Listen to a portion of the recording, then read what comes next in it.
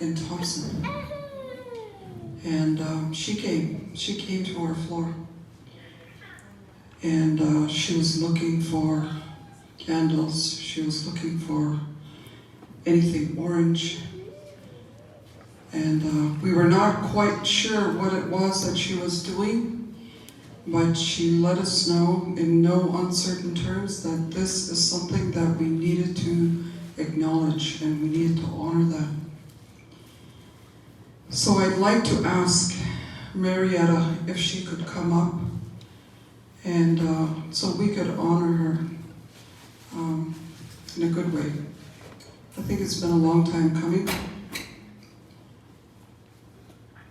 So I would have to say it was the first year that this is the young lady that had the first Orange Shirt Day in Thompson, as far as I know.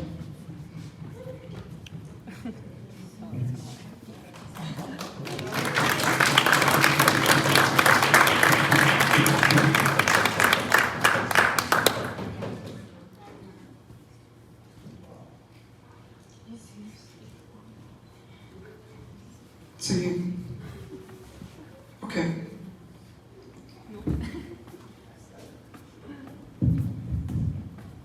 So what I'd like to do is I'd like to share a song for this young lady.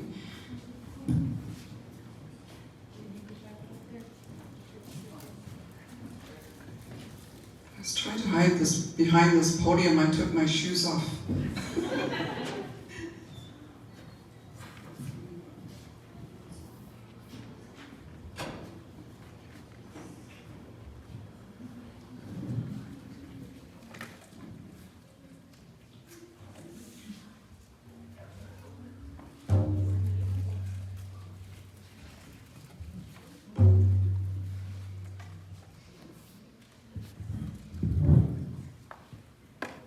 This song talks about women finding their places and to begin standing and singing their songs.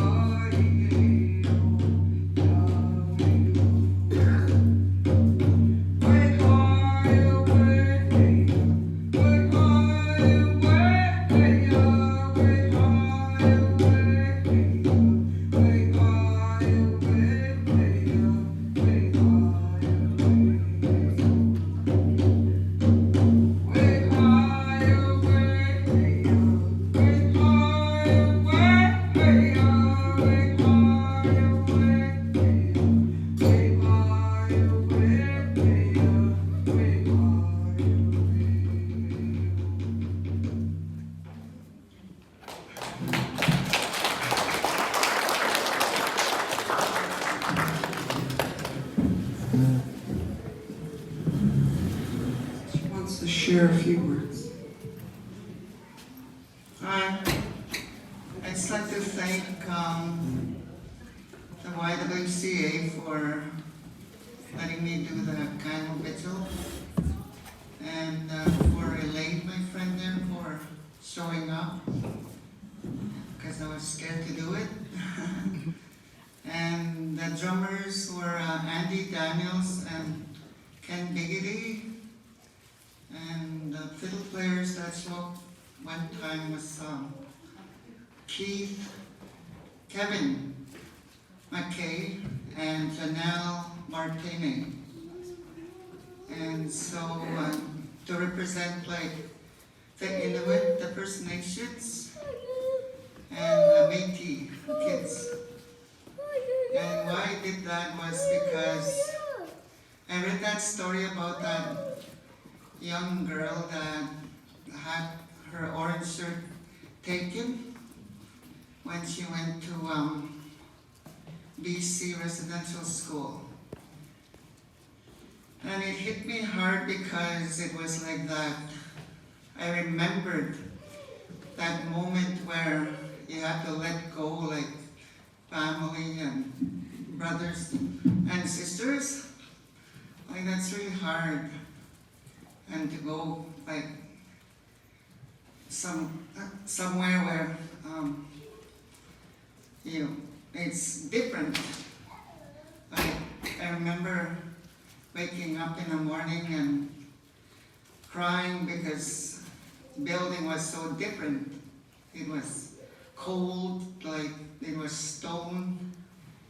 I was so used to waking up to a cabin or a tent. That was my life. And having rabbit soup for breakfast and duck and that kind of. I grew up in a trap line and I traveled like by dog team and in the wintertime, moccasins, and that's how I knew life to be. And I had to go to residential school. And so that really hit me hard when I read that story. So I was working, I'm still at the Y, answering phones. So I said, Women's Center was Nina Cordell. And, I want to light a candle, can I? So she said, sure. So she helped me with equipment and that. So I was really rattled, like so many emotions were coming at me and pictures and that kind of thing. It was like overwhelming. Well, it still is. And so my personal family story was that my mom used to cry when we left for residential school, and because my brother Peter Bighetty, senior, didn't make it back. That was a child that was buried at Guy Hill Residential School. A student told that story where there was him and two other young ones. They were only 9 and 10, and they had to bury him because he died there. Aww. So my mom used to always cry and when we had to leave because she didn't know like they're coming back. And so that's the memory I have in my mind. All of us little ones carrying our little suitcases at the train station and having to let go of that hand, and get on a train. So that was hard to carry. And like my mom used to always say to us, "Kapihit, I'll wait for you."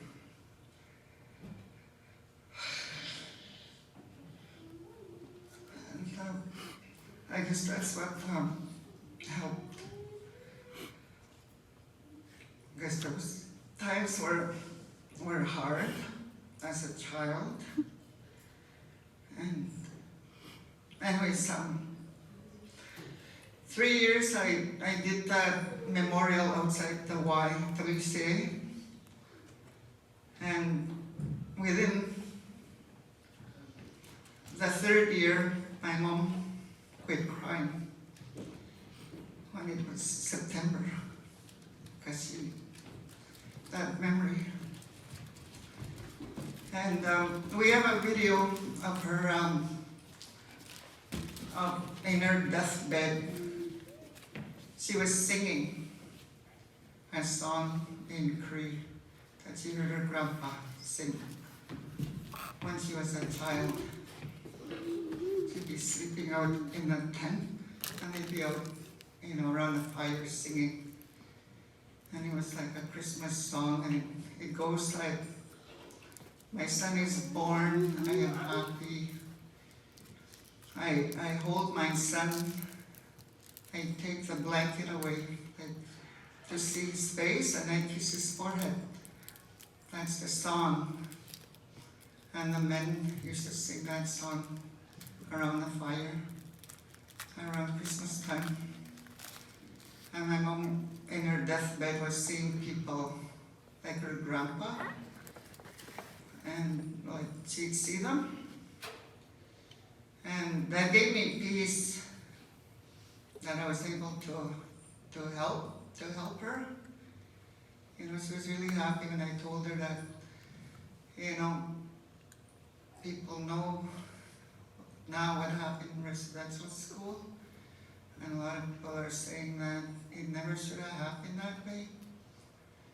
That, yes, we want to learn.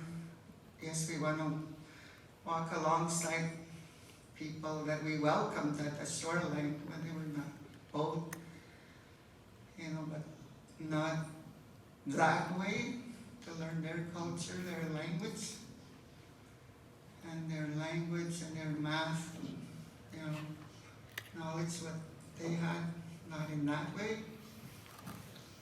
And yes, a lot of faiths are misrepresented. I know that. And so she was really hurt about that too. And the misrepresentation by the abuse that happened in her residential school, and how, people have a hard time believing in anything, because they were so abused when it had to do with anything spiritual. And so thank you for listening. It's good. Thank you.